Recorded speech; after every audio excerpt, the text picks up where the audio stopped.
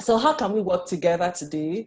I know that we're tired. Maybe some of us are really, really tired, but we need to work together. So which one are you today? Are you the hostage? Are you that one that would rather not be here, but you just have to be here because our youth leader would ask why you're not here, or Brother Fola would ask, why didn't you attend that meeting? So please don't be the hostage in this class. Or are you the vacationer? You just, I've had a stressful day. Let me just hear what they have to say and relax. It's okay to be a vacationer, but it's not good enough to be just a vacationer. Or are you the expert? You're thinking to yourself, I've attended etiquette training in so many places. I probably know what she wants to talk about. So what's the new thing that is coming? Please don't be an expert in this class today. Be the explorer. Be that one person that has come here to learn something, to tell yourself that I am going to leave here with at least one thing, just one thing that I'm going to change about myself. Tell yourself I am here to learn, to relearn, and to unlearn some things. And, you know, let's just hope that at the end of the 1 hour, we're taking something really tangible away from here. So let's relax. This is a time for you to just relax and take a deep breath. So when you close your eyes and think of peace, what do you see? Okay, so someone needs to be muted there, please. Thank you. Thank you. So let's do this exercise quickly in the next 1 minute. If you shut your eyes, okay, for 1 minute, and you think of peace, what do you see?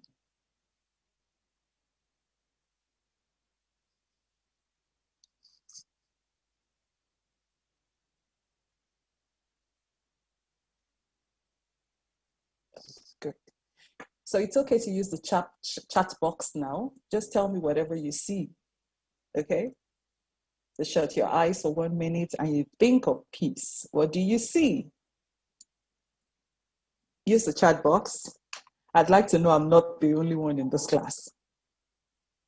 So there are 27 of us. So let me see at least 10 people respond to this.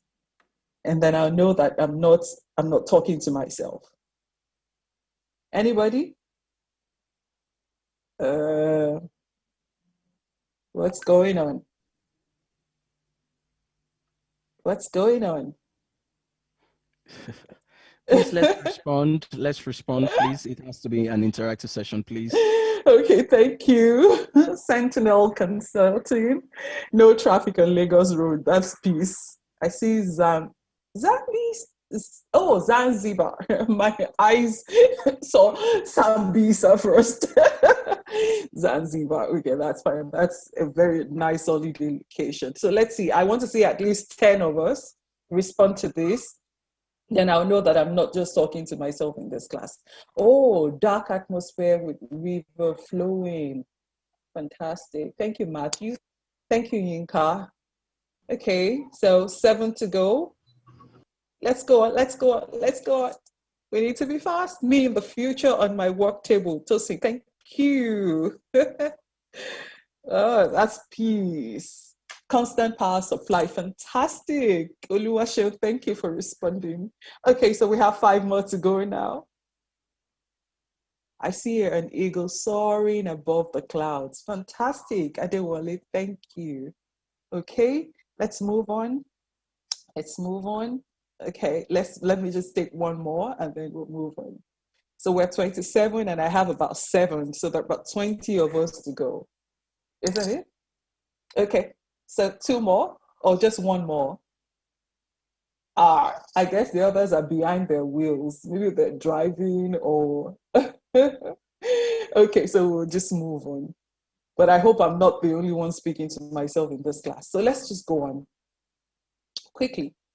Okay, so understanding etiquette. What is etiquette? Etiquette means behaving yourself a little better than is absolutely necessary. Behaving yourself a little better than is absolutely essential. Will Copy said that, but that's not the dictionary meaning. The dictionary meaning of etiquette is a set of rules that govern the expectations of social behavior in a workplace, in a group or society. A set of rules that govern the expectations of social behavior. A set of rules that govern the expectations of social behavior in a workplace, group, or society. And then etiquette is common sense with a healthy dose of the golden rule thrown in for good measure. So what's the golden rule? The golden rule is, do unto others what you would have them do unto you. So really, that is etiquette, doing unto others what you would have them do unto you. So for instance, that you wouldn't like people speaking on the phone loudly around you, discussing their personal matters on the phone loudly. So because you won't have people do it to you, you don't do it to others. So it's just common sense, really, behaving well. That's really what etiquette is about. It's the fine art of getting along with people. We just needed to talk about that quickly in case there are one or two of us that are wondering, what does etiquette mean? How important is it? So let's look at this. Warren Buffett said, it takes 20 years to build a reputation and 5 minutes to ruin it. If you think about that, you do things differently. So let me ask quickly, in the Nigerian setting or in Nigeria, can you think of one person whose reputation was ruined in just about 5 minutes, and that person has found it really difficult to rebuild that reputation? Can anybody think of someone? Just give me an example. It's okay to throw names in this class right now. So give me an example of somebody you think that has had that good reputation for a long time, and then something just happens and that person cannot recover from the problem. So anybody, please, let's talk. Okay. I like a very interactive class. Can anybody think of someone in Nigeria whose reputation got spoiled at the snap of a finger? Anybody? Oh dear. Farouk Lawan, Fashalan, the camera. Thank you. Farouk, thank you. Remember that man was so admired? Thank you so much, Olayinka. That's a very fantastic example. And a very comical one is Fashalan, the camera. But look at Farouk. It was a very respectable member of the Senate. And Senate or House of us, whichever anyway. Adamu Garba, yes, Thank you so much. But let's take the typical example of Farouk or Trump. Did Trump ever have a reputation? Okay, so that's just a joke. But let's look at Farouk. It was such an admired man until he was caught on camera taking a bribe.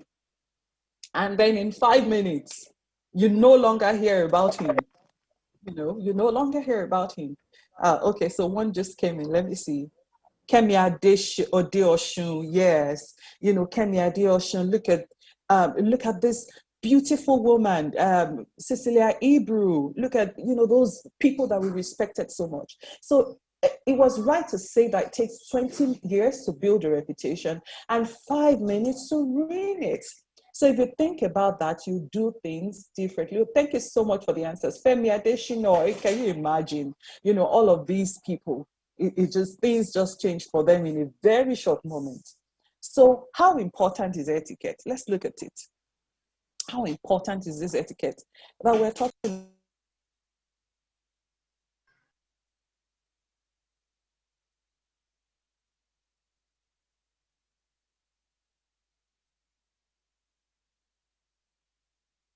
Thank you. I was muted for a second. So how important is etiquette? Helps you to build standards. You're just that very respectable person because you've taken etiquette into consideration. So it helps you to build standards. It helps you to build relationships. It helps to build confidence. And finally, to build success.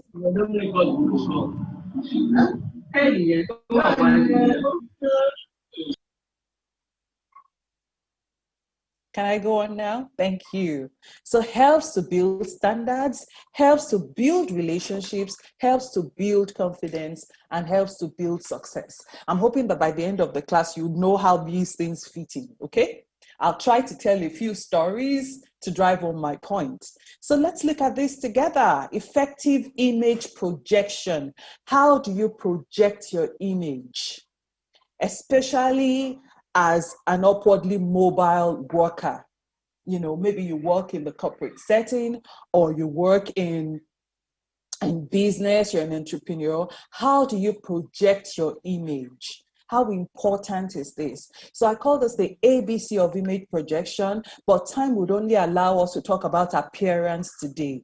If other opportunities come, and I know there are other resource people and facilitators that can take you through behavior and communication. But for today, we're going to concentrate on just appearance. So I call it the ABC of image projection. How do you project your image? One of the fastest ways that you can project a positive image wherever you get to, or wherever, in whatever setting you find yourself, is through your appearance. Through your appearance. Let's see how important it is. Robert Kiyosaki said in one of his books that the response you get is your true communication. The response you get from people is your true communication. Now, let me tell you the story quickly so that I can really drive home this point. So many years ago, I joined an organization. So there is one thing that you may not know about me is that I studied architecture in school, practiced for about 3 years, and decided that it wasn't like I wasn't doing well in architecture. So I'm very quick to say that. I was doing well in architecture, but I think I just had a brain wave and told myself, my father is a trainer and I admire him so greatly. He's like a role model to me. So I wanted to, follow his footsteps. And so I left architecture into people development. And we've been on this for about 12, 13 years now. Okay, so my very first job after leaving architecture was with a training firm, a finishing school of a sort. And I joined in as the only opening for me then was as the corporate communication manager, what we call PRO, but that's the Tush way of calling PRO. Okay, so I joined this organization, and I remember the owner of that organization telling me clearly that, Tosin, you're very green. You've never done this before. In fact, getting that job is another story on its own, but I don't have time for that story today. But, one of the ways I got that job, on the day of the final interview, I contended with over 32 people to get that job. On the day of the final interview, the other man for that job was a professional corporate communications expert.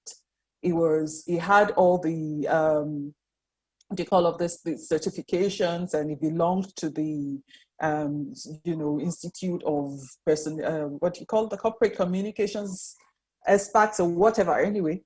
But I remember my boss telling me then that you looked the part, and that was why we employed you. But that's not even the story I'm going into. So my boss charged me then that, Tosin, I'm going to give you a chance to prove yourself. In 3 weeks, organize a breakfast meeting for us with top executives, captains of industries, executive directors, and so on, with very little help. All they did was to give me their call cards and ask me to organize that breakfast meeting. And she said, this is what you're going to use to prove yourself. Talk is cheap, so come and show that you can do the job. And I remember that on this particular day, I had gone to an organization in Ikoyi. I won't mention the name of that organization. But I got there at that time, and I walked into the place. And they had this really large reception with, there were so many people there, obviously waiting to see one person or the other.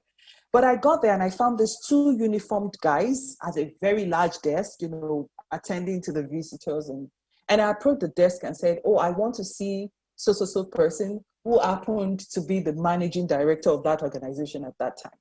And one of the men said, Madam, please, is it an appointment? And I said, I'm afraid it's not an appointment, but I need to see him, to talk to him about something. I just didn't want to drop the letter inviting him for that breakfast meeting. I really wanted to see him.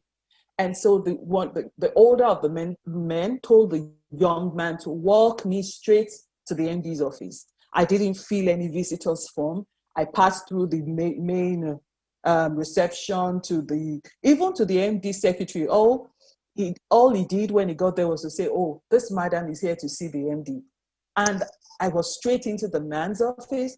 I got into his office. He stood up and shook my hands, and I told him in 5 minutes, "Oh, I am from this organization. We're organizing a breakfast meeting. I would like you to please be there." And he said, "Oh, I'll be there. Thank you. Thank you for inviting me." And under 5 minutes, I was done. And I stepped out of that place and I kept telling myself, what just happened? Wow, that was so easy. Wow. Oh, I didn't fill any visitors form. I didn't do anything. And as a Christian, of course, I said, thank you, God. This is favor. But on my way back home, in fact, at that time, I'd taken a bus close to the place and I'd taken a bike to that office. At that time, I decided to walk about 1 kilometer away from that so that they would know that they would think I parked my car somewhere. And it occurred to me that, yes, grace and favor worked for me. But one other thing that worked for me was that I projected myself from the way I dressed, from the way I carried myself, probably from the way I spoke to those men. I had projected myself as an executive. And I'm sure what was going on in those men's heads would be, we don't know who she is. We don't know where she's from. We can't begin to ask her to fill a visitor's form. People were filling visitors' forms. People were getting calls. They would have to call wherever you're going to see. I was taken straight to the MD. So the response you get is your true communication. They say, for instance, that perception is reality. People behave or act unto you the way you've communicated to them. Okay, so let's go on.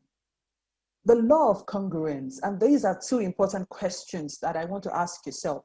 How do you perceive yourself? And how do you want to be perceived? There has to be a similarity between how you perceive yourself as an individual and how you want to be perceived. Successful people are generally successful looking people. Let me say that again. Successful people rather generally look successful. They wear clothing that look attractive on them. They are well groomed. They speak well. They carry themselves with confidence. And the message that comes across is that they feel good about themselves. That's the message that comes across anytime you have to present yourself to people. Okay? So let's look at this story. And if you want to read more about Lawrence Summers, when we finish, just go Google him. So Lawrence Summers was Harvard president, Harvard University president, who people would call VC here. So let's see this quickly. When former Harvard President Lawrence Summers appeared at the Harvard Divinity School convocation several years ago, he sat on the stage, slumped way down in his chair with his legs sprawled apart. He looked like a disgruntled fraternity boy. But the fact that he was wearing academic regalia made him look like a particularly enormous and ill-mannered person. I knew he was not long for his position, and I was right. His body language told me everything I needed to know about his inability to work respectfully and well with others and to understand the concept of occasion. So this writer, I was reading about this man and I saw this article about him. And this writer said, the way I'm looking at this man, it doesn't look like he will stay long as the VC or the president of Harvard. It doesn't look like he will stay long. And immediately I asked myself, what has his looks got to do with his productivity or his work? What's the congruence? What's the relationship? What's the relationship? So this man says he was sitting at the pew on a convocation ceremony and he was looking at him and he was thinking to himself, this man cannot stay long here. Oh. The way he's looking, his carriage. And that was what happened. Because I read further and did my research about this man. Lawrence Summers was just a controversial man.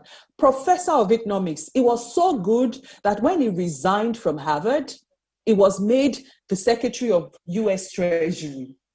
I think it would have been George Bush Jr. that made him the Secretary of US Treasury. It was that good. But somebody said, I don't think this guy can last long. Okay? And and that was what happened. Because the response you get from people is your true communication, is the way they perceive you. That's the way they will act with you. And you know, it's quite unfortunate that we don't know how important these things are at every junction of our lives. So let's look at this. And to drive home my point, it's called the birthday cake. Which would you have on your big day, A or B? So please answer me. I know you may not be able to unmute yourself because it's centrally controlled, but please answer me. Let me get like 2 or 3 answers in the chat box. A, yes, A. Oh, somebody said B, B, B, B, B, B, B, B, B, yeah, B, both. Oh, somebody said both. Okay, so let me ask this quickly. Thank you. So more answers are coming in. Interesting. B, B, B, B, B, B for sure. Somebody said B for sure. Thank you, Matthew, for driving on that point. So I have only just one A and somebody that said A and B. So I wish I could ask whoever is behind Rccg to tell me, the Rccg portal, to tell me why it is A. So can you tell me why it is A? Oh, he said A was an accident. He wanted to say B. Oh, so S9 says it's A. So S9, can you tell me why is it A that would appeal to you? Or maybe let me do it this way. You work in an organization where the culture is to celebrate birthdays with cakes, okay? And there'll be photo opportunities. So A or B? Will that change your mind? B, yes, B. I remember I was in a training and I asked the same question. And a young man in that hall kept telling me it is A. I was trying to say, Holy Spirit, take control. This guy would not let us go. He said, A, I don't like sugar. I don't like this. I said, okay, what if there's photo opportunity and you want to, or your girlfriend, bakes you a cake or gives you a cake on your birthday and brings it to your office? Which would you prefer? This young man kept telling me it is A. And then I got the inspiration to ask him, so on your wedding day, I'm going to pile 5 tiers of A for you, the cake without the icing. And the guy said, no, God forbid. I said, okay, so let me drive home my point. The cake without the icing, this A that is appealing to some people, okay? That A without the icing would probably cost you about 3,500 or 4,000, things are getting more expensive. But you know that as soon as the icing gets on it, it's like double the price. And if there are ladies here that know about cake so much, this one that they call fondant, by the time it gets on that cake, you are paying like 12,000 or maybe 15,000. So my 11-year-old daughter, for instance, 6 years ago, I promised her a big 5th birthday because I don't celebrate first birthdays in my home. So I tell my children, I'll do 5th for you. And so I told her, what cake do you want? And she said, oh, I want frozen cake, 2 tiers. She had gone online, I gave her my iPad, choose one. And then I called up a friend. This was 6 years ago.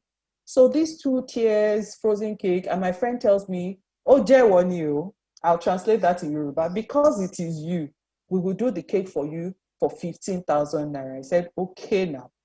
So I got this 15,000 naira cake. And it occurred to me when I was cutting it later in the day that I was actually scraping off the icing.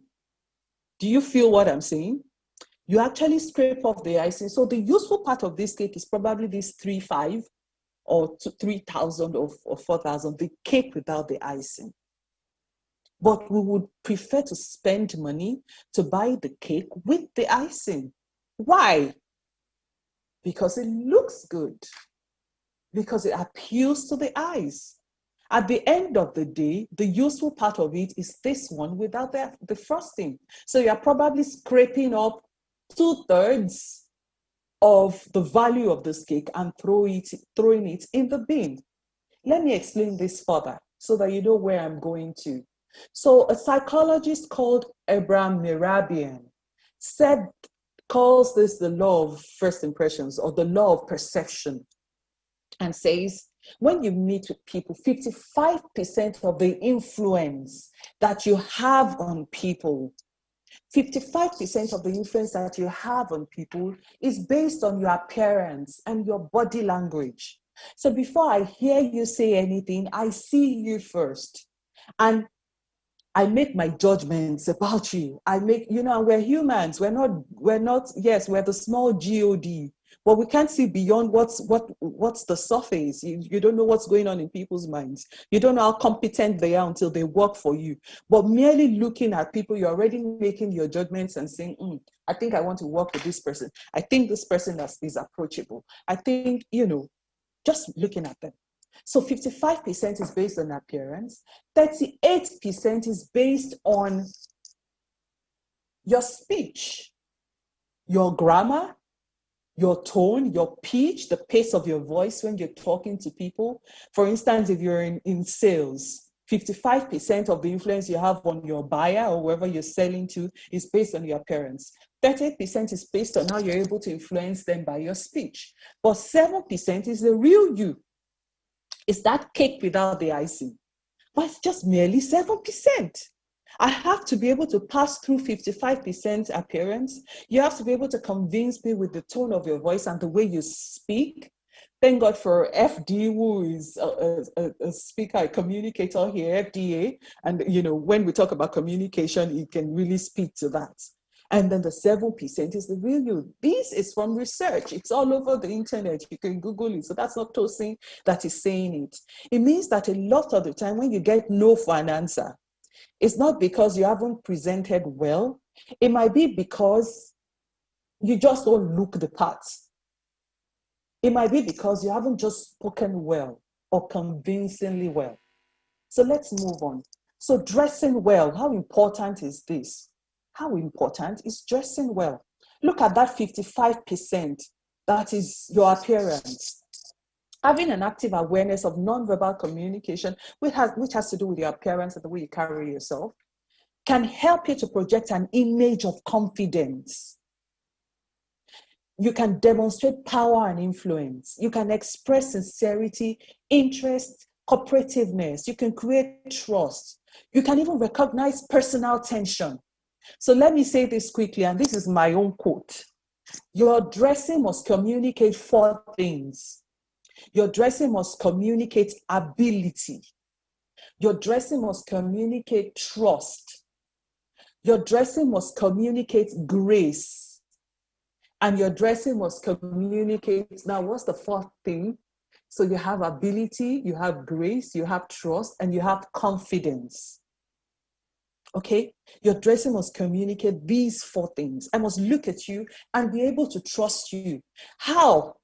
You may want to ask me, what has trust got to do with just looking at people? I'll give you an example quickly. So some time ago too, I was talking to a group of women, and we're talking around this topic, around projecting, a positive image to people.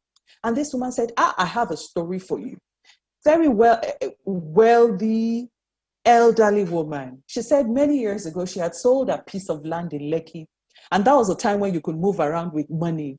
So she had a briefcase full of money. And she even mentioned the branch, the name of the bank and the branch. So let me not bother you about that. So she said she had gone to this bank because she saw the advert of this bank on TV. And she liked the bank. And she said, the next huge amount I have, I am investing in this bank. So she had walked into this bank and met the guys at the door. And she had asked the guys, please introduce me to your best hand, the person that can be my account officer. I have this money that I want to put in this bank. And that the uniformed guy at the door had told her, that's the lady, that's the one, that's the best person that you can speak to.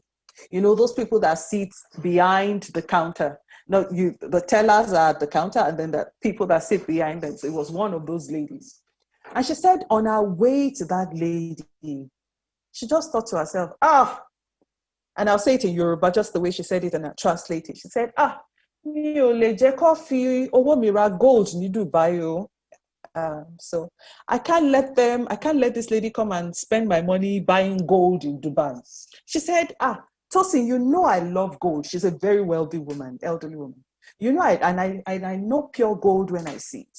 So she said, as I was approaching this lady, I saw that she had pure gold, you know, all over her fingers, her ears. She had the zany hairstyle and the long nails. And that there was just something very off-putting about her. And I just felt, let her not go and spend my money, you know, foolishly.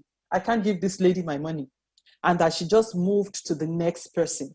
Imagine if this lady's bottom line, target, had something to do with the amount she was able to bring in, but she lost it. Now, look at the flip side of the story. She said it was on her way home that she sat in the car and she thought to herself, but it is not this lady I'm giving my money to now, it is this bank. Even if they sack this lady tomorrow, my money will still be in the bank. But that lady lost that opportunity. Why? Addressing did not communicate trust. So in the corporate setting for ladies, less is more. Okay, we'll talk about that more as we go on. Less is more. So addressing did not communicate trust. You have to be careful. As young men, for instance, you also have to be careful that your dressing communicates trust. What are the kinds of colors that you put together? What are the kinds of, you know, how do you put yourself together? Can people look at you and say, I can trust you with my money, I can trust you with my resources? So your dressing must communicate trust. Tom Ford, I'm sure many of us know who Tom Ford is, a very popular fashion designer, said that dressing well is a form of good manners. Dressing well is a form of good manners. Being dressed well is a beautiful form of politeness. So we can't talk about you being polite to people and you're not dressed well. Let me tell you another story. I know people remember stories very much. So some years ago I was on an interview panel for an organization that had invited me to be on the panel. They wanted to appoint an IT person. And you know, for those of us that sit on interview panels, a lot of the time we would have sifted through, would have gone through all the CVs and would have picked out those ones that attract us and be looking forward to the people that we picked out their CVs. Do you understand what I'm saying? So this particular CV belonging to this guy, I don't remember his name now. For a long time, I remembered his name, but I can't remember it right now. This CV looked very good. He had all the certifications we're looking for. So we're really looking forward to seeing this young man. There were 3 of us on the panel, 2 ladies and 1 man. So this young man comes in, and we didn't even know he was the one we were waiting for anyway at that time.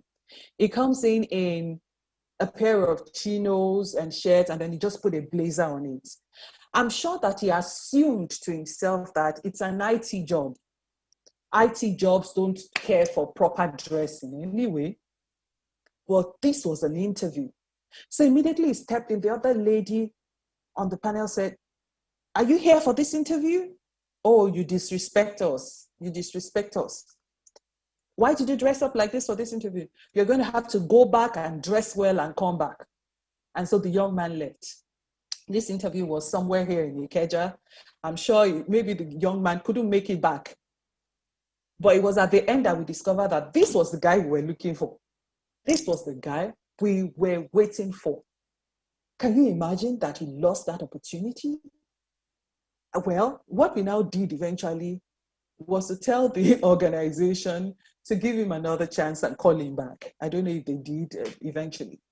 So that's how important it is. Dressing well is a form of good manners. When you don't put yourself together and you don't carry yourself well, you don't dress well, it's a form of being rude, to people. All right. So dress can be a powerful part of your persona. On one hand, how you dress can facilitate your objectives and make you more effective. And on the other hand, inappropriate dress can present an obstacle to your interaction with customers. You should understand that. So really, that's what dressing has got to do with it. You can facilitate your objectives by dressing well. That might not be the real you anyway, but dressing well somewhat assists you. It does. Check out the day you wear a new wristwatch or the day you look good. Check out that day. That's the day you are more productive at work. Why? You want to stand up and do things that you normally send the office assistant to do. That's what you do, you know. So dressing well is a good form of politeness. All right, so let's go on. When you walk through a door, although no one has ever seen you before, you create what social psychologists call the threshold effect. They look at you and you create what they call a threshold effect. You have an effect on people. You haven't spoken to them, but they want to do business with you. Does it happen to you? So that it's not like I'm talking like, I hope you can relate with what I'm saying. Huh? I hope you can relate to what I'm saying. Okay? So they look at you and they want to, thank you so much. Thank you. They want to relate with you. Thank you for following me. Okay? I'm sorry. I've got to go back now. Back to where I'm coming from. Just one moment, please.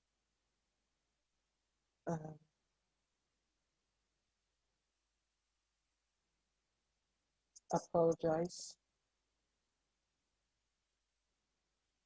Fantastic. So I guess I was here.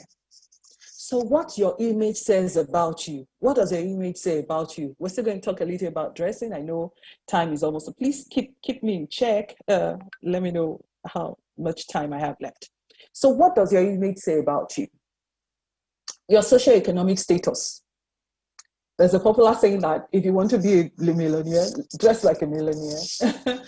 I debunk that a lot of the time because some people feel that when I say dress like a millionaire, it means wear expensive things. But no, you don't have to wear expensive things before you look like $1 million. Okay?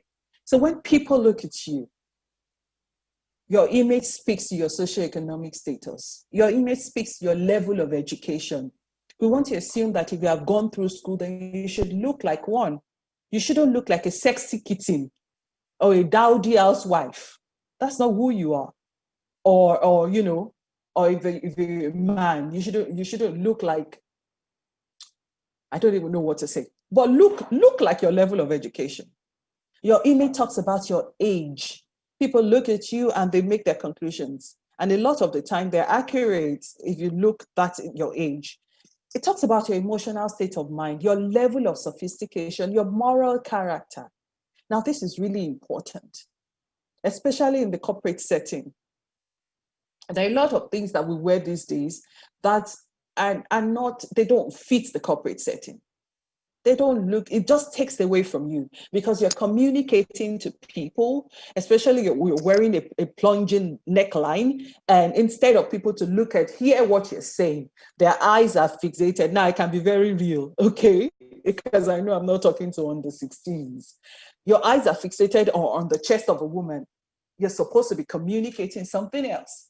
So what does your image say about your moral character? Okay, so let's dive in quickly and talk about well-dressed people. Perception, they say, is reality, and that's true. A lot of the time people argue with me that perception isn't reality, but brothers and sisters, perception is reality. Well-dressed people are perceived as more productive, they're perceived as responsible, they're perceived as personally acceptable. Well-dressed people are perceived as intelligent. Can you beat that? You've not asked me to talk. You've not asked me to say anything. You've not asked me to take an aptitude test.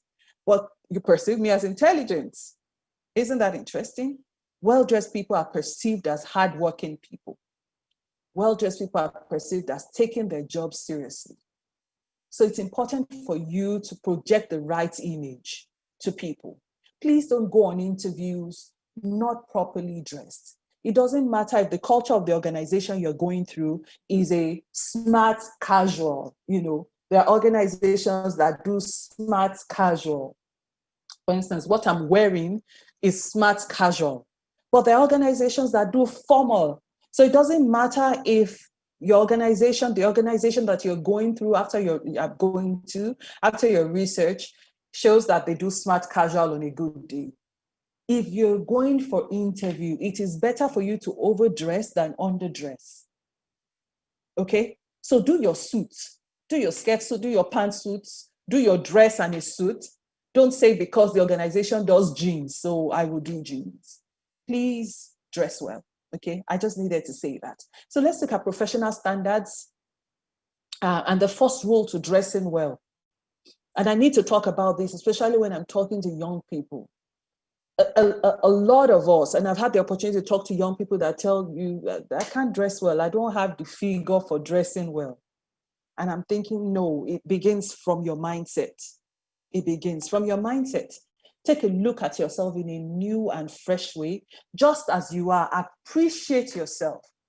I would usually tell my teenagers, repeat after me. Anyone taller than me is too tall, and anyone shorter than me is too short. Anyone bigger than me is too big, and anyone smaller than me is too small. You know, just to boost their confidence, the self-confidence. So just as you are, appreciate yourself. Learn to dress yourself the way you are. Don't wait until you have a perfect figure. That dream may never come true. Ask me what I looked like before I got married and how I've been struggling to get back to what I used to be. You know, so don't wait until you have the perfect figure, that when I have that perfect figure, when I have the biceps, then I can dress well, then I can wear that particular shirt. No, don't do that. Professionally, your dressing should communicate these four things: credibility, trust, ability, and grace. So credibility, not confidence, like I said it.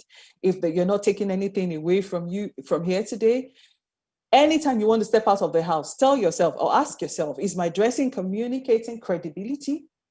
Is it communicating trust? Is it communicating ability? Is it communicating grace?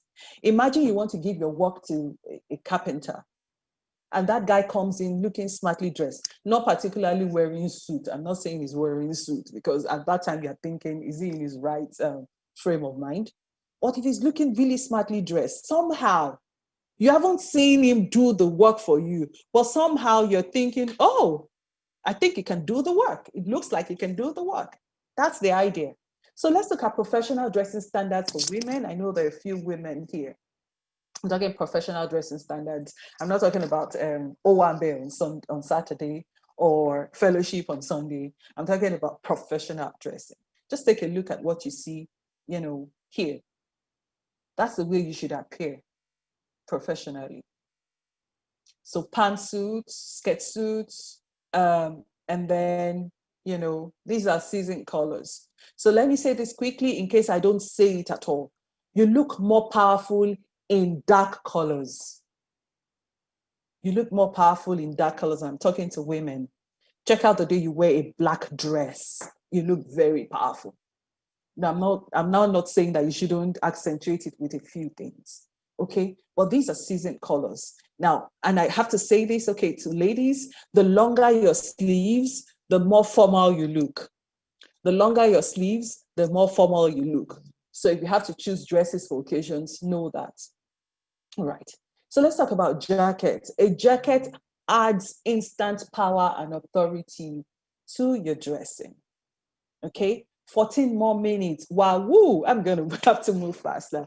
So a jacket will always add instant power and authority to your dressing. Now, for quality, quality speaks very quietly, but very loudly. So quality is cheap in the long run. And this is a rule for both men and women. Quality is cheap in the long run. So please try to buy quality things, okay? Try to buy quality things. Darker colors have more power and authority than lighter colors. So on days that you have to go make a presentation, wear darker colors. Don't do yellow or orange, you know, wear darker colors. Oh, okay. Oh, all right. Thank you.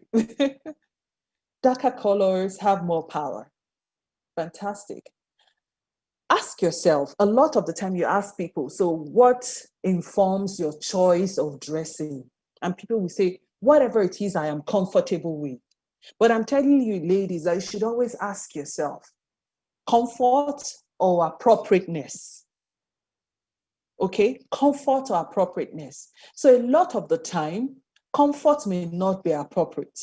So comfort, for instance, is for you to wear flat shoes everywhere you're going to. Ooh, that is comfort. But is it appropriate? Absolutely not. So I tell ladies, please ensure that at least there is 1 inch to your shoes, except you're dressing down, except you're wearing your sneakers or you're wearing your pair of jeans or chinos. If it's a casual, dressing, you can do your flats. But please don't wear your skirt suit or pantsuit or your dress and then you're wearing flats. They don't make you look elegant. They take away from you. So please ensure that you look elegant by adding a little heel to your shoe. Okay? What about your accessories? A few quality pieces suited to you and your garments. Now, note this, ladies, from head to bottom. If you're wearing more than 6 accessories, that is too much. And I'm talking about professional dressing. So what do I mean by 6? My pair of earrings, 1. My wristwatch and my bands, wristbands, 2. My dress, 3. My shoe, 4. That's just fine. Now, because I have a very prominent earring or a big pair of earrings, and that's because I'm wearing casual. Please don't wear your skirt suit and wear chandelier earrings or earrings that are hitting your shoulders. No. So I wish we could talk about that, the kinds of accessories that you should wear with your professional dressing. So if you're wearing something small on your ears, you can do a necklace. So a very powerful dressing for ladies in the professional setting is your white pearls. So do white pearls, long necklace, and a small white pearl on your ears. That's just fantastic. Okay, so a few accessories, please, from head to bottom. Don't be more than 6. If you're more than 6, then it's too much. Oh, I didn't count my ring. So my ring makes it 5 accessories that I have on. Do you get it? If it's more than 6, it means I could put a brooch on my dress and that makes it 6. Well, anything more than 6, then it's too much. If you're going for your parties on Saturdays, please feel free to put on all your bangles and be sounding like a crashing cymbal as you move along the line. It's fine, but not for professional dressing. Okay? So let's do this quickly. Be fashionable, but let it be geared towards your profession. It's okay to be fashionable. And what do I mean by fashionable? There's some form of sophistication with you. So you're wearing a dress and you're putting a small scarf on your neck, or you're putting a brooch, okay? A brooch on your shoulder, anything nice, okay? What about your makeup, please? Equal intensities on your eyes and your cheeks and your lips. Don't do the blinding red lipstick to work. Please don't do that. A lot of the time, be content with just I'm sorry guys, I'm coming to you. Just be content with just the nude look to work, okay? Avoid the shiny eyeshadows. Some of us would do shadows and then you put the shiny thing on your eyes. No, please don't do that. And your nails are looking very long and zany, purple, orange. Don't do that, especially in the daytime, okay? Consistency, that's really important. Oprah Winfrey says that luck is opportunity meeting preparation. So be consistent. Don't choose the days to look good. I look good on Mondays, but Tuesday, Wednesday, Thursday, Friday, no, I don't look good. Don't choose the days because you don't know when that opportunity will come for you. So please, people only notice the 1 or 2 things that you didn't do as well as you should have done or could have. So please be consistent. All right. Thank you. So we'll move quickly to men. We'll move quickly to men now. Professional standards for men. Ladies will still talk more. I mean, if you have questions for me, the size of bags that you should carry, the kinds of bags that you should carry. Let me say this quickly because it's not in my notes. I really cut down my notes so that I could squeeze this down into 1 hour. So what kind of bag should you carry? You should carry bags that have structure to them. What do I mean? If you put your bag on the table, let it stand, let it not collapse. Okay? But if you have a bag that collapses, I'm sure the ladies can relate to what I'm talking about.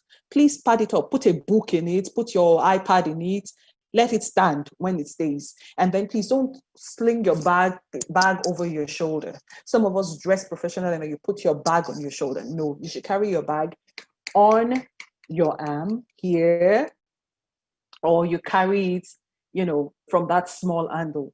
The only place you're permitted to put your bag, on your shoulder is at Idumota Market. I'm sure we all know that, where you're trying to protect the cash that you have in it. So don't use it, except it's that really small satchel that you carry on weekends. Then you can use that. All right, so back to men. Quickly, men, invest in your suits. I could say this a million times. Please invest in your suits. And you're so damn lucky, men. You don't have to have a dozen pairs. It's not like ladies. If I wear this again, if you have a conference with you next Friday and I wear this dress, what will come to your mind? Is that the only dress she wears on Fridays? But for men, if you wear a black suit today and you wear the same black suit next Wednesday and wear it next Friday, and the same people are looking at you, they won't say, is that the only suit you have? They probably think you have like 6 black suits or you like black suits. Do you understand what I'm saying? So what this tells you is that you should please spend some money in getting your suit. For suits, quality is cheap in the long run. Okay? It's not like this joke about this groom that was going to get married and he didn't have so much money. So he had gone to, I don't know if it was Ben Down, he went to Marina or wherever, and he got this really cheap suit for himself and his groom and his best man. And so on the wedding day, when they were dancing to sign the registry, and those of us that are married know what I'm talking about, the registry. Anyway, so we're dancing to get it. And then the best man says, oh boy, now my elbow, they hold the shoulder pad of this suit. And the groom said, you are lucky. Now my own wristwatch, they hold my own. Okay, so I hope you all understand the pidgin English I just spoke. So like they were dancing and then the best man says, it's my elbow that is holding the shoulder pad. Suits come with shoulder pads. And then the groom says, oh, you're lucky. It's my wristwatch that is holding mine. So that's what cheap suits do to you. They just ruin your look. I want to look well put together. So quality is cheap in the long run. It doesn't mean that if you don't have the money, maybe it's your first job and you've not started earning yet.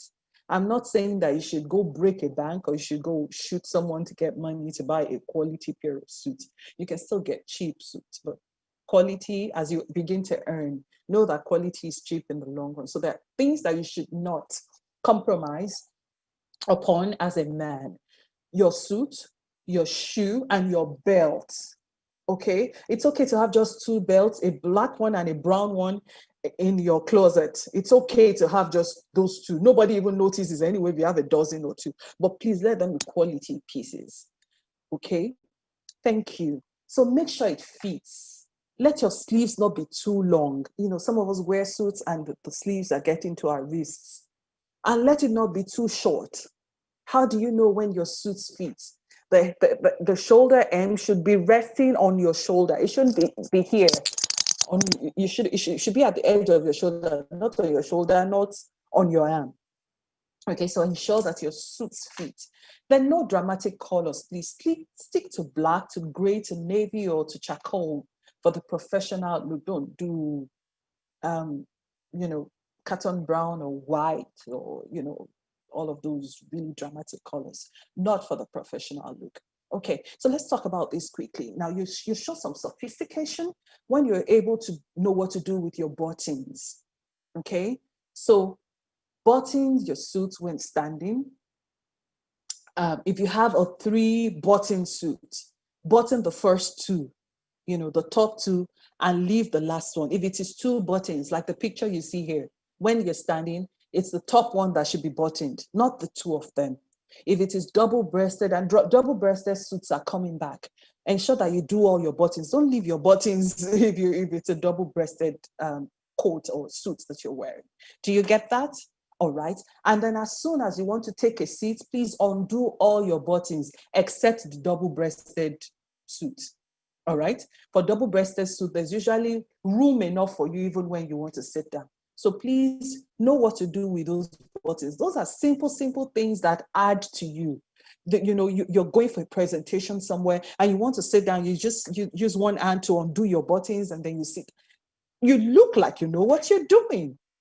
These are simple things. They look very, very, what's the word to use now? Very, I don't want to use infinite.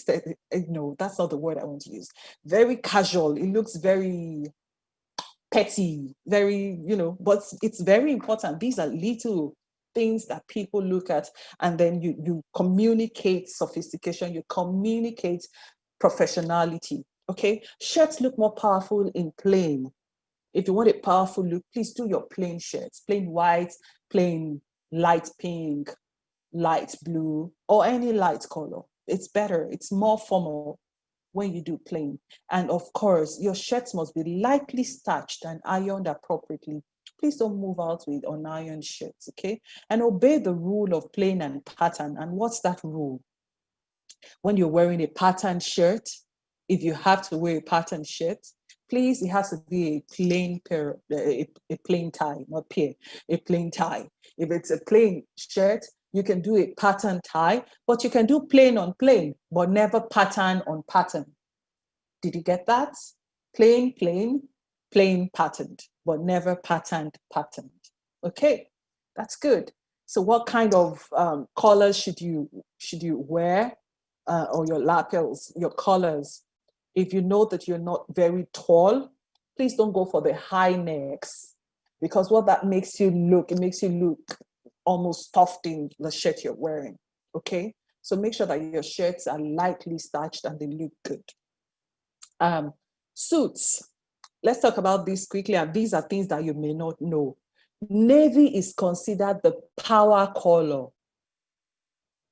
Yes, navy is considered the power color, but gray and black are also strong business suits. What about your white shirt? Please, everyone should own a white shirt. And when I say white, not stained white, not colored white, but white shirt. Plain white shirt is always a great option, but you can spice it up with textured shirts or inconspicuous designs, like the window pane stripes, or what we call the pane stripes, or the gingham prints, very light stripes. Those things that they look like texture, but it's the same color with your shirt. Okay, what about your ties? Blue, gray, black are standard business colors for ties. Don't feel limited, as there are varying colors of blue. So blue comes in turquoise, in dark blue, in sky blue, in light blue, and all of those. So please go for designs, polka dots, stripes, and all of those to add more style to yourself. But please make it a point of duty to always look good, okay? What about your pocket squares? White, straightforward handkerchiefs add a crisp and classic element to the overall look. So use your pocket square by all means, okay? Colored pocket squares can also work depending on the environment. What about your shoes? What kind of shoes should you wear? Oxford shoes are best, okay? Shoes should be the same. And if you're wondering what Oxford shoes are, we'll see more pictures as we go on. Shoes should be the same color as your belt, brown or black, please. If you're wearing a corporate attire where you're wearing Oxford shoes or formal shoes, please don't do black shoe, brown belt, or brown shoe, black belt. No, it has to be the same color. Now, we understand that shades of brown varies. So it could be, what's that color now? It's not coming to me. It could be dark brown. And then I think I'll know the color as we go on, okay? So that's different shades of brown, and it's acceptable. What about your socks?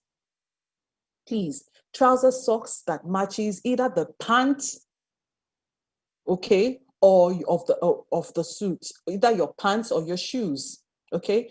It's the safest bet to stay with solid socks. Please stay with solid socks. I know that right now, Zani colors have come to stay. So you see people wearing cartoon character socks, but please just stay with the plain, solid color, one that goes with your pants, your trousers, okay, or your shoes. And then when you sit down, if you're professionally dressed, or formally dressed, when you sit down, your socks should be long enough to cover your legs. You know that when you sit down, your pants will ride up. Let your socks be long enough to cover your legs, okay? Now, ankle length socks are not allowed. when you're formally dressed. I'm not saying casually dressed or smart casual. So you can only do your ankle length when you're wearing, your loafers or your sneakers, or all of the, or your slip on, whichever it is. You can do your ankle length, and that's provided that you're wearing a pair of chinos or a pair of jeans, but not your suit. All right, so let's look at this. Can you see this? So those are Oxford shoes. All right, those are Oxford shoes. Fantastic. Now, look at this quickly. The color of your belt and shoes must match, only in corporate dressing. Shoes can make or break the suit. Buy some high quality shoes. Stay away from square-toed shoes. They don't really look so good, okay? Polish your shoes. Now, a lot of the time, people think that a black shoe is a must-have. You think that black shoes go with everything, but that's not true, actually. That's not really true. Okay, if you're looking for a shoe that goes with everything, that goes with gray, blue, or navy, or black, it is your brown Vogue that goes with it. That's this color.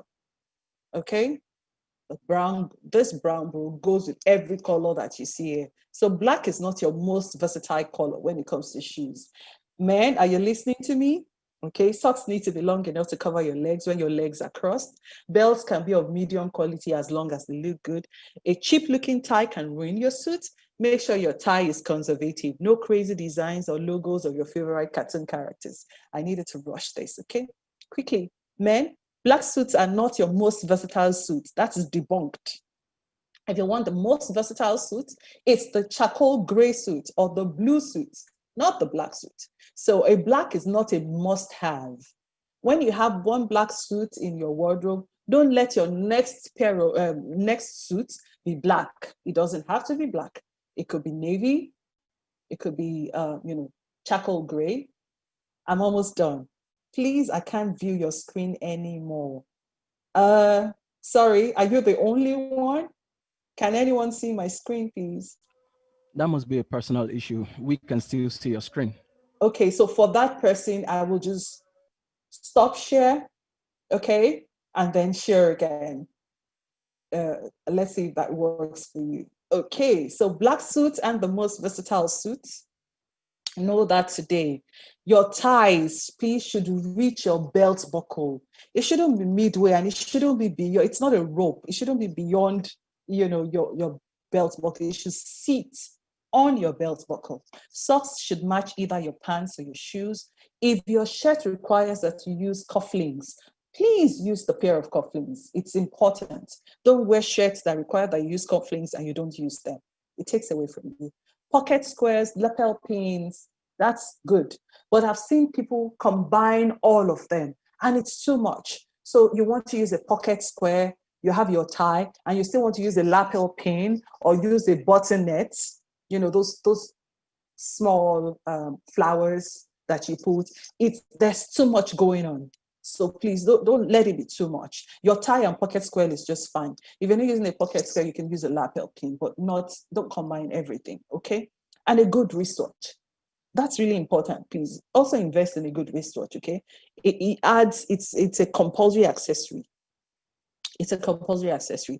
And please, if you're married, use your wedding ring by all means, if you own one. Why? Remember, they say perception is reality. The wedding ring just adds, and I'm sorry if you're not married. I mean, this is just for you to know that when you get married and you own a wedding ring, use it. Men with their wedding bands are perceived somehow to be more productive. People think you have attained another level of responsibility because you're married. So they want to work with you. That's just a perception. And remember that we said a perception is reality. A thin wallet is fine. And I needed to put this, I had to put this, because a lot of the time we don't know what fat wallets do to us. So picture this, you have a fat wallet, you've put cash, you put your dozen ATM cards in it, it's looking so fat, and then you put it in your pocket. Look at what it does to the shape of your torso, of your pants. Do you understand? It just takes away from it. So a thin wallet that you can put, if you're wearing a suit, you can put in in your, in the inner pocket of your suit. That's just fine. Thank God it's now a cashless society, so you don't have to move around with so much cash. So a thin wallet is fine, or a briefcase. Don't carry briefcases that have so much in it and it's grown out of shape. It just takes away from your look. Okay, so like I said, I'm talking about dressing alone today. If there are other opportunities in the future, then we can talk about behavior, talk about office etiquette.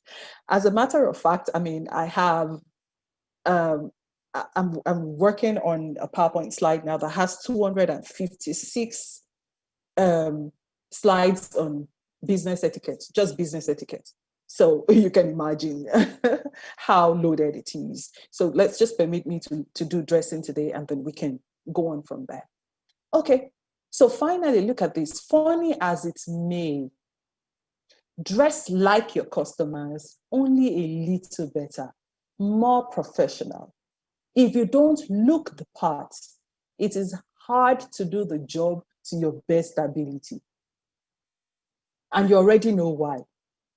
The law of influence says that 55% of the influence that you have on people is based on what they see.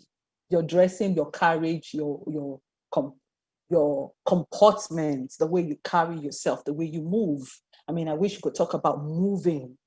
How do you carry yourself? How do you communicate confidence to the way you carry yourself and you use your body? Do you use your body well? So if you don't look the part, it is hard to do the job to your best ability. Oh, I saw this and I just needed to put it. Coleman Cox said, keeping your clothes well pressed will keep you from looking hard pressed. So please iron your clothes too. Let them look good. Let them look presentable. All right. So in conclusion, be a total package. A friend of mine put this together. A lot of the time we say image is everything. But I'm one of the few people that think image is important, but image is not everything. So what makes everything is your performance at your job, your image, and your exposure. How exposed are you? How exposed are you? Do you read books? Do you listen to seminars like this? I can imagine that it's not just 27 of you that make up this, or 31, or maybe 30 minus, if I take me away, so that 31 people here. I'm sure you're much more than 30, but the 30 of you have found it very important to be here. This is part of exposure. What do you read? Who do you listen to? That's what makes the total package. Where do you travel to? For if you have not been opportunity to travel out of the country, where do you travel to in your imagination? Okay, what do you listen to? You know what's going on in the US right now. You can talk to, you can speak to everything. A wise man once said, know everything, know something about everything. I'll say that again. Know something about everything and know everything about something. I'll say that again. Know something about everything and know everything about something. That's exposure. Being able to speak to everything. We're talking, you're in a group, there's a conversation going on about Nigeria's economy, you're able to put something. They're talking about EPL or the Premier League or whatever, you're able to say something to it. We're talking about the price of crude oil, you're able to say something to it. That's exposure. So what makes you a total package is your performance, your image, and your exposure. So the way you look may not make up for poor performance, but it could give you a competitive edge in your career. So this is me inviting you to begin to look at the way you carry yourself, to begin to look at your wardrobe, look everywhere, and be able to conclude that, yes, I think I look the part, because looking good also makes you feel confident. And people can read confidence from a mile away. Thank you so much. Look again. Who do you see? You're dressed like a winner. Now look into the mirror and perfect that winner look and attitude. Square your shoulders, stand straight, look in the eye, and stride ahead off the corporate ladder. See you at the top. Thank you for listening. Thank you. Yeah. Thank you. Thank you so very much. Thank you. It was truly, truly an informative session. Thank you. Thank you. I don't think I can say thank you enough. I mean, it was quite comprehensive. I like the Yes, way you were able to touch on a lot of things and you were able to bust certain myths. For example, a lot of people believe that, oh, they need to have so much money to look good. You've been mm, able to tell us that you don't really need to have all the money to look good. The way you also carry absolutely. yourself is also very important. And the Yes. way you concluded, saying that image isn't everything. Because I'm sure you know that in the last couple of years, there's been a lot of talk around packaging. People say, oh, packaging, packaging. And then you have people Mm, who are packaged. You package yourself into the job, but the packaging won't keep you, it will keep you in the exactly. job Yes. because you can't Mm, perform and because mhm, you're not well exposed to even perform on the job.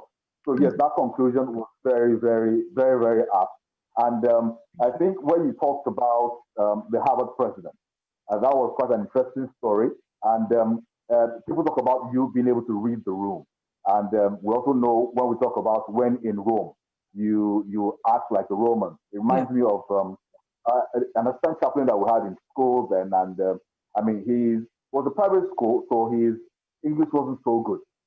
And some of us said that he wasn't going to last in school. I mean, after we said it, he didn't end the semester with us, Mm, which was something I remembered when he talked about the Harvard president. So yes, mhm. that's very important that we're able to read the room, that we're able to understand the environment we find ourselves, so that we Exactly. can be able to present ourselves accordingly, so that we can also function properly. But I would like to ask a question around self-confidence and self-esteem, how it also affects how we dress, because sometimes we also get to read that on people, even Mm, though sometimes they don't know it, that maybe they just lack that confidence, they don't have a strong self-esteem, they don't think of themselves very highly enough, mm. so that it affects their dressing. So how do we address that in people? Okay.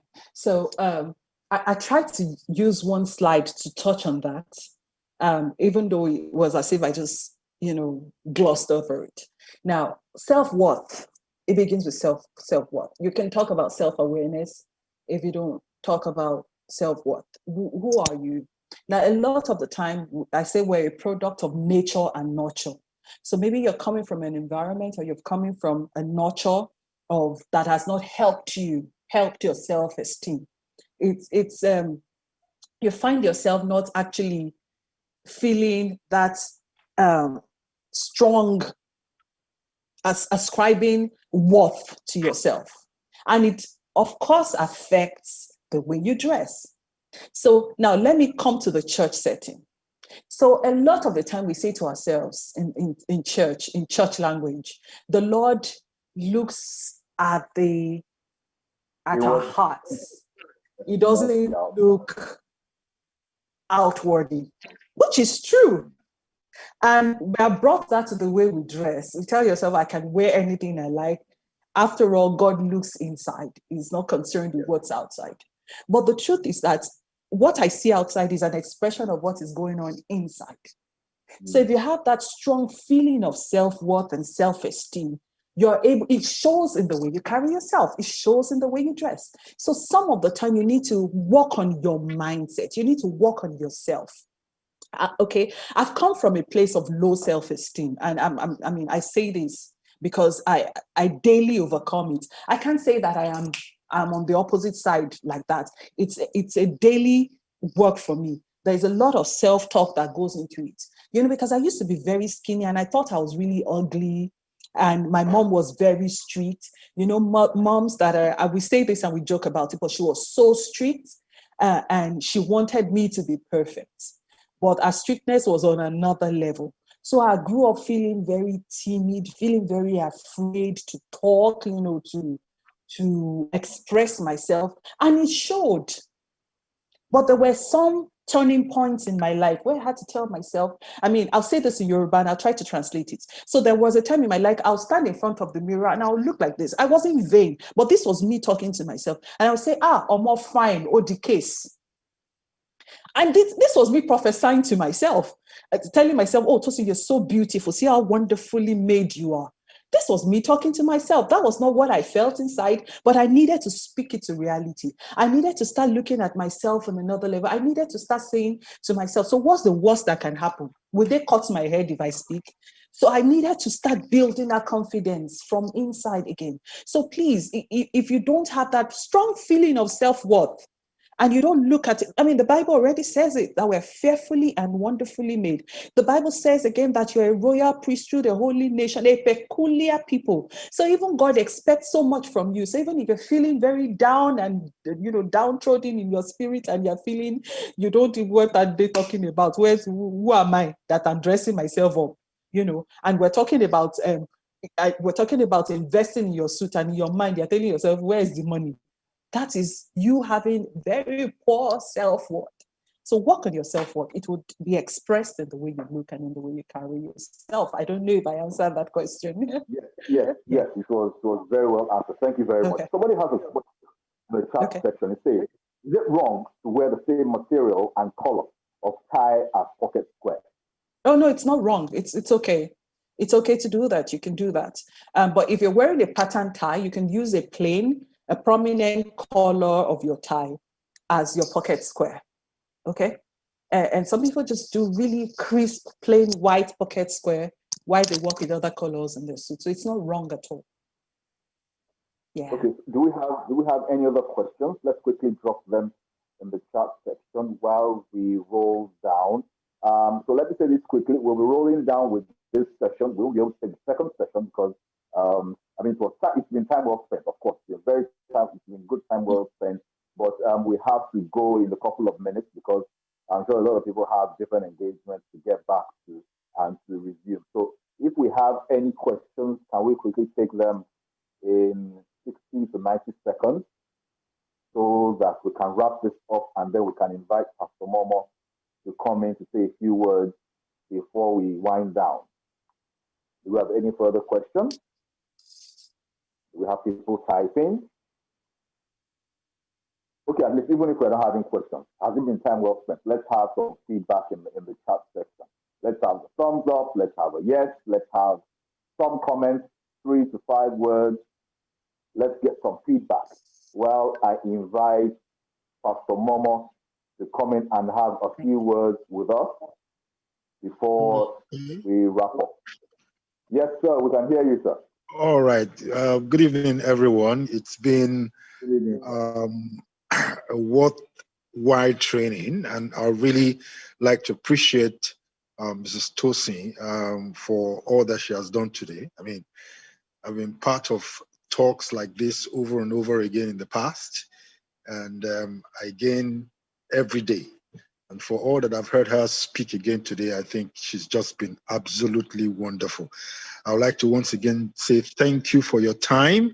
And I know that you are watching the road so that you can hit the road as fast as possible. Please, we are Oliver Twist. I know you have quite a lot in stock to be shared again. So when we call you the second time, just be ready for us. I also want to use this medium to thank all those who were able to make it to this training virtually. Some have dropped off in the course of it, but then still really want to thank you for finding time to be part of it. Tonight, it's something that I'm sure that all of us will live to remember. There's quite a number of things that we have learned, and it's just for us to begin to put them into practice henceforth. I want to thank the organizers, Fola. I want to thank Deepo. You're doing a good job. I want to thank the ministers who were very supportive of this. God bless you, and I guess we'll see you again. Amen. Amen. Thank you very, very much. And apologies if I didn't do a proper introduction. Pastor Momo is the resident pastor of Rccg DSP Magodo. He's been very wonderful. He's been very, very supportive. This is the first training we are having. He's been very supportive, and every time he keeps pushing us to do more. He keeps pushing us to do better. And we would like to say a very big thank you, sir. A very big thank you again to our facilitator, Mrs. Tosin Bapatson Craig. A very big thank you to the members of the training department, career and development department, all the other departments that made this possible, the ministers, the members, everyone invited, everyone that participated in today's training. Thank you so very much. And special thank you to my minister in charge, Deacon Fola Dina. I'm sure you didn't want me to do that, but yes, I have done it. Thank you very much. So this is where we'll wind it down. We'll say a very big thank you once again. Have a wonderful weekend and Happy New Year to you. I didn't say that earlier. A Happy New Year. Wishing you a prosperous 2021. And until next time, We say bye-bye. We say God bless you. Have a wonderful weekend. Bye-bye.